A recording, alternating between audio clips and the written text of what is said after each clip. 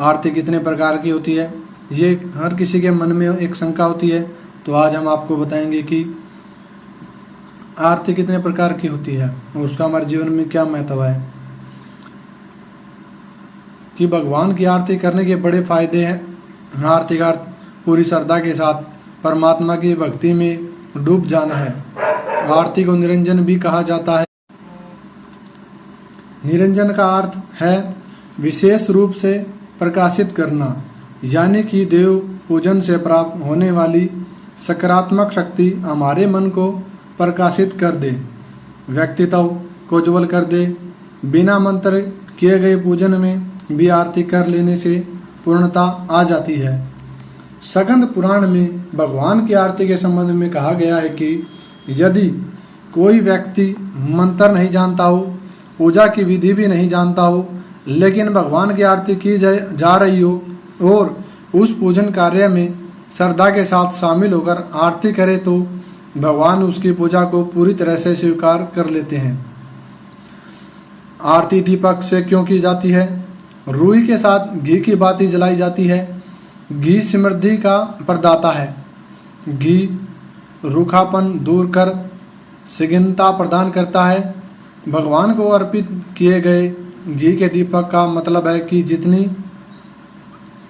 स्निग्धता इस घी में है, उतनी ही सुगंधता हमारे जीवन के सभी अच्छे कार्य बनते चले जाएं। कभी किसी प्रकार की रुकावट का सामना न करना पड़े। आरती में शंख ध्वनि और घंटा ध्वनि जो लगाई जाती है।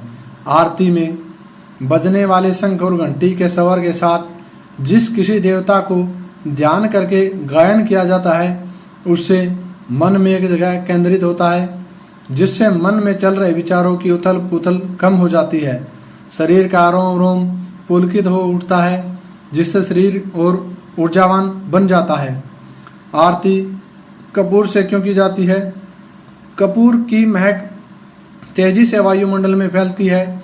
ब्रह्मांड में मौजूद सकारात्मक शक्तियां को आकर्षित करती है। आरती वह माध्यम है जिसके द्वारा देवीय शक्ति को पूजन स्थल तक पहुंचने का मार्ग मिल जाता है।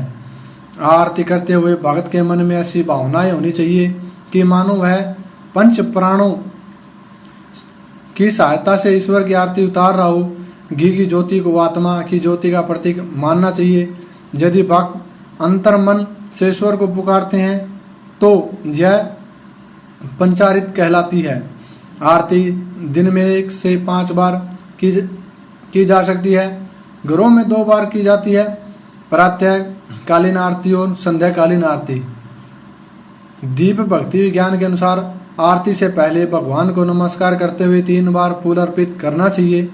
उसके बाद एक दीपक में घी, शुद्ध घी लेकर उसमें विषम संख्या यानी कि 3, 5, 7 या 7 बातियां जलाकर आरती करनी चाहिए। सामान्य तौर पर 5 बत्तियों से आरती की जाती है, जिसे पंच प्रदीप भी कहते हैं। इसके बाद कर्पूर से आरती की जाती है।